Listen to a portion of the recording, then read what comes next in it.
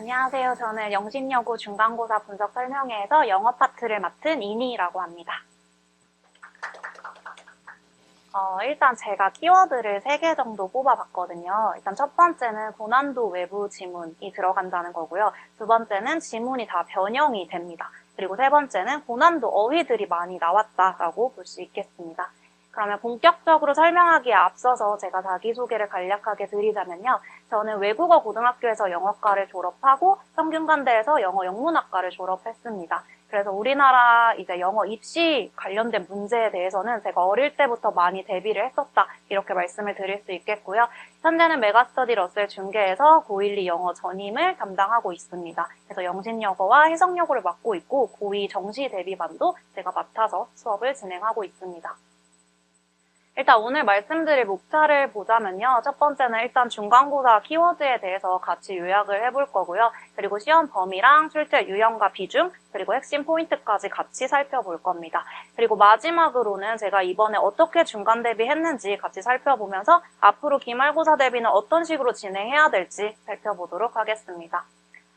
일단 첫 번째로 중간고사 키워드를 요약을 해보자면요. 일단 영신여고는 고난도 외부 지문이 들어갑니다. 근데 이번에 들어간 것도 수능 특강 고3 수준이었어요. 그래서 그 지문이 굉장히 어려웠기 때문에 그 지문을 공부하는 것도 학생들이 혼자서 하기에는 어려웠을 거예요. 근데 그 지문이 한 번 더 변형이 됐습니다. 그렇기 때문에 단순하게 중학교 때 공부하던 식으로 지문을 암기해서는 대비가 되지 않는 시험이었다. 이렇게 볼 수 있겠고요. 그리고 주목할 점이 고난도 어휘력을 요하는 시험이다 라고 말씀드릴 수 있는데요. 고3 수준의 단어나 구동사들이 선지에 많이 활용이 됐습니다. 그래서 시험 범위가 아닌 어휘들이 많이 나왔어요. 그래서 만약에 시험 범위의 지문에 있는 어휘만 외웠다면 선지를 판별하기가 쉽지 않았을 거다라고 말씀을 드리고요.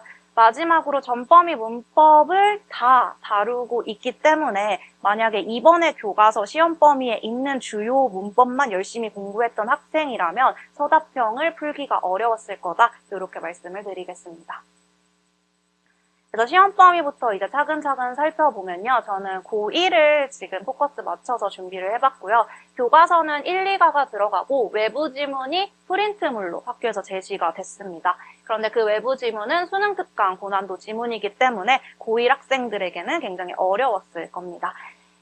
하지만 영신여고는 다른 학교에 비해서 지문의 양이 굉장히 적어요. 그래서 학생들이 느끼기에는 공부할 지문이 몇 개 없네? 라고 생각할 수 있지만 시험의 난이도가 그렇게 쉬운 편은 아니기 때문에 혼자서 공부하기보다는 어떻게 공부해야 될지 방향성을 알려주는 선생님이 필요하다라고 말씀을 드리겠습니다.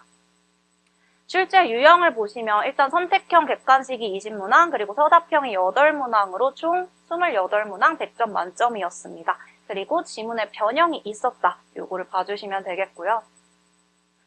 자세하게 좀 살펴보면 교과서에서 많은 문제가 출제되었습니다. 하지만 배점이 높은 문제 같은 경우에는 이렇게 외부 지문에서 출제가 된 걸 보실 수가 있고요. 빈칸 같은 경우에 아이들이 어려워하는 유형인데 그런 유형이 또 어려운 고난도 외부 지문에서 출제되었다. 이런 부분을 좀 살펴봐 주시면 되고요. 뒷부분 문항도 마찬가지로 3.8점의 배점이 가장 높은 문제가 외부 지문에서 출제되었다. 이렇게 보시면 됩니다. 그리고 하나 더 주목할 만한 점은 외부 지문을 보시면 밑줄 어휘라고 해서 어휘 문제가 굉장히 많이 나왔어요. 그래서 고난도 어휘를 많이 학습을 했어야 한다라는 점과 교과서에서는 어법 문제가 이렇게 많이 나왔습니다. 뿐만 아니라 서답형을 보셔도 하나 빼고 다 교과서에서 나왔어요. 그래서 교과서에서는 주로 서답형, 즉 문법에 관련된 문제들이 많이 나왔다 이렇게 보실 수가 있고요. 아무래도 교과서 학생들이 열심히 공부한 데서 나왔다 보니까 서답형의 난이도가 그렇게 어려웠다라고는 볼 수 없겠는데요. 이 점은 사실 학생들에게는 좋은 게 서답형이 굉장히 어려운 영작 문제가 나오는 학교 같은 경우에는 내신 기간에는 이제 영작에 거의 올인해서 연습을 하고 또 방학 기간에는 모의고사나 수능 대비를 따로 해야 되는데 영신여고 같은 경우에는 모의고사 독해 유형의 수능 유형으로 나오고 서답형도 영작을 막 열심히 해야 되는 문제라기보다는 어법 문제 위주로 나오기 때문에 좀 더 모의고사에 포커싱한 이제 공부 방향성을 가지고 갈 수 있는 학교다. 이렇게 보실 수가 있고요. 대부분 그렇게 어렵지 않았지만 조금 어려웠던 문제를 살펴보면 빈칸에 어휘를 채워야 하는데 중요한 건 변형이 가능하고 어휘 추가가 가능합니다. 이게 무슨 말이냐면 어휘는 주어져 있어요. 근데 이제 변형을 해야 되는데 자리에 맞게 그러면 투부정사로 바꿔야 되면 to를 추가해야 되고 뭐 비동사를 추가해야 되고 이런 식으로 문법적으로 변형하기 위해서 단어를 추가했어야 합니다. 그래서 문법을 정확하게 알고 있어야 하고요. 그리고 밑줄 어법 고치기 같은 경우에도 다 틀린 걸 다 모두 골라서 고쳐야 하기 때문에 전 범위의 모든 문법을 정확하게 숙지하고 있었어야 한다라고 보면 됩니다. 그리고 난이도가 어려웠던 제 학생, 잘하는 학생 같은 경우에도 좀 어려워했던 문제가 빈칸을 채워야 되는데 요약문에 빈칸을 채웠어야 합니다. 근데 교과서면 쉬운 거 아닌가 이렇게 생각하실 수 있는데 여기 앞에까지는 교과서와 동일한 지문이었어요. 근데 여기 뒤에 this makes부터는 추가된 지문입니다. 그러니까 아이들이 처음 보는 지문이었어요.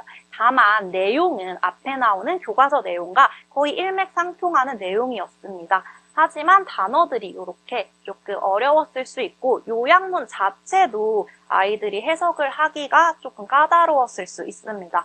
특히나 지금 B의 빈칸에 알맞은 단어를 채워야 하는데 rooted in 하고 nature이 나왔어요. 근데 아이들이 root 하면 뿌리라는 뜻 알고 있을 거고 nature 하면 자연인가? 이렇게 생각할 수 있는데 사실 삐리리한 nature에 rooted in 되어 있다라고 했다는 것은 어떠한 성질에 뿌리가 박혀 있다. 즉 거기에 기반을 두고 거기에서 비롯된다. 이런 의미예요. 그래서 이런 의미를 아이들이 정확하게 해석을 해서 그러면 지금 어떤 성질에서 비롯되는 걸까라고 처음 보는 지문을 읽은 다음에 단어를 골라서 넣었어야 하는데 사실 정답의 단어는 collective라고 해서 사실 교과서 지문에서도 핵심 단어였어요. 그래서 이 핵심 단어를 그대로 집어넣으면 되지만 아이들이 이 요약문을 해석하거나 아니면 처음 보는 지문에서 당황했으면 잘못된 단어를 넣을 수 있었다라고 보시면 되고요.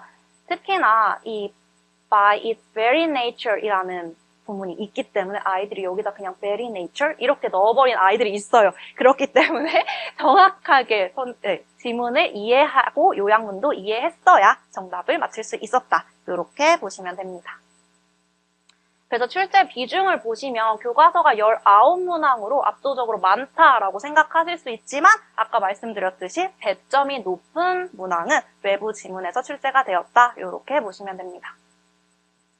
그래서 조금 자세히 살펴보자면요. 선지의 어휘들이 고난도 어휘력이라고 했다는 게 이런 식으로 뭐 illicit나 adverse, 뭐 relationship oriented 같은 이런 단어들이 나오는데 아이들이 살짝 시험 범위의 지문에 있던 단어들은 아니기 때문에 몰랐으면 선지를 정확하게 해석해서 고르기가 어려웠을 수 있고요. 그리고 relationship은 아는데 oriented 된다는 게 어떤 의미지? 이걸 몰랐을 때도 선지를 정확하게 해석하기 어려웠을 수 있습니다.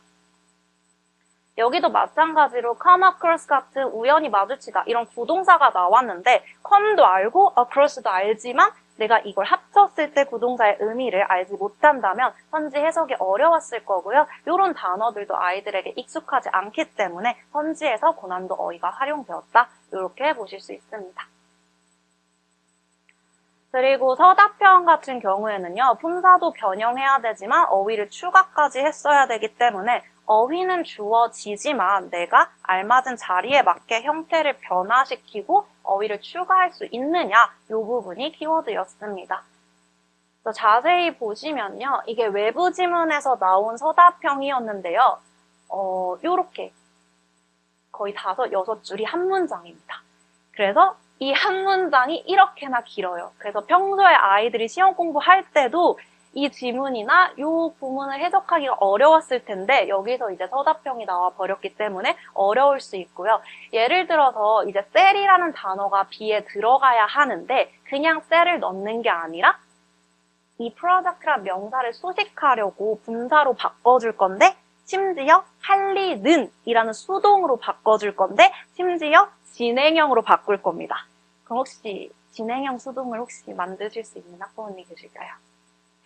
얘를 being sold라고 해서 진행형 수동으로 바꿔줘야 합니다. 그렇기 때문에 어법 지식도 있어야 되고 그걸 활용할 수 있어야 하는데 다행인 건 여기는 변형이 되지 않았기 때문에 내가 어렵지만 외부 지문을 꼼꼼히 공부했던 학생이라면 그래도 풀 수 있었을 것이다. 이렇게 봐주면 되고요. 밑에도 마찬가지로 이제 교과서 지문인데 살짝 변형이 됐습니다. 그래서 예를 들어서 여기에는 had messed up이 들어가야 하는데 그 이유는 여기서 I knew라고 했을 때 과거형이잖아요. 근데 내가 망친 게 더 과거기 때문에 대과거를 만들어줘야 합니다. 그런 식으로 변형을 시킬 수 있어야 된다. 근데 이 변형은 결국 문법에서 나온다. 이렇게 생각하시면 되겠습니다.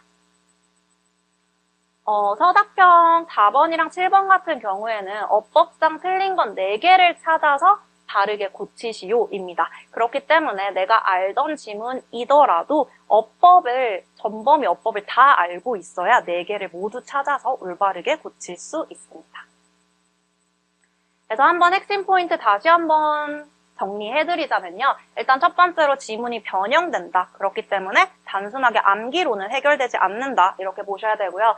그리고 고난도 선지 어휘가 많이 나오기 때문에 기본적인 어휘력이 굉장히 중요했습니다. 그리고 마지막으로 어법 같은 경우에는 수능에서 나오는 모든 전범위 어법을 다 알고 있어야 한다. 이렇게 생각하시면 되고요. 그래서 영신여고는 더더욱 실제 영어 실력이 정말 중요한 학교입니다. 그래서 지문의 양은 적지만 평소에 영어 실력을 많이 키우는 식으로 공부를 했어야 한다. 이렇게 봐주시면 됩니다. 그래서 제가 중간고사 대비를 할 때는 이렇게 외부 지문이 있으면 같이 주제랑 요약을 같이 풀어봤었어요. 그래서 이렇게 빈칸에 알맞은 어휘를 학생들이 직접 썼어야 하고 요약도 처음 보는 요약문을 읽어보고 거기에 알맞은 어휘를 골랐어야 합니다. 그래서 어휘 같은 경우에 이런 식으로 반이어까지 함께 정리를 했었고요. 뒤에도 보시면 그 어휘가 지문 내용에서 어떤 식의 의미를 가지는지까지 꼼꼼하게 제가 다 해설지처럼 적어서 아이들에게 주었습니다. 그래서 고난도 외부 지문이 나오기 때문에 이렇게 꼼꼼하게 아이들이랑 어휘 위주로 일단 학습이 필요하고요. 뿐만 아니라 이렇게 변형 문제로 계속 연습하는 게 필요합니다. 그래서 중간고사 대비 때도 뭐 어법이나 어휘 그리고 주제랑 요약문까지 항상 제가 다 변형을 해서 아이들과 계속 풀어보는 식으로 연습을 했었고요. 앞으로 기말고사는 그럼 어떤 식으로 방향성을 가지고 가야 하는가라고 봤을 때 일단 영식요고는 진짜 영어 실력이 중요하기 때문에 일단 독해 같은 경우에는 계속해서 변형 문제 연습을 할 건데 아무래도 어휘에 포커스를 맞춰서 고난도 어휘로 계속 변형 문제 연습을 할 겁니다. 그리고 문법 같은 경우에 전범위 문법이 정확히 숙지되어 있어야 서답형을 풀 수 있기 때문에 같이 전범위 문법을 정리할 겁니다. 그래서 일단은 제가 수업 시간에 같이 독해 지문을 소재와 전개 흐름, 주제 같은 일반적으로 모의고사 독해 지문을 다루듯이 같이 공부를 할 거예요. 그리고 나서 그 독해 지문을 같이 변형을 해서 문제를 풀 건데 여기서 변형의 포인트는 아까도 말씀드렸듯이 고난도 어휘를 활용해서 선지를 계속해서 바꿀 겁니다. 그래서 고난도 어휘를 활용한 선지 해석을 같이 연습을 할 거고요.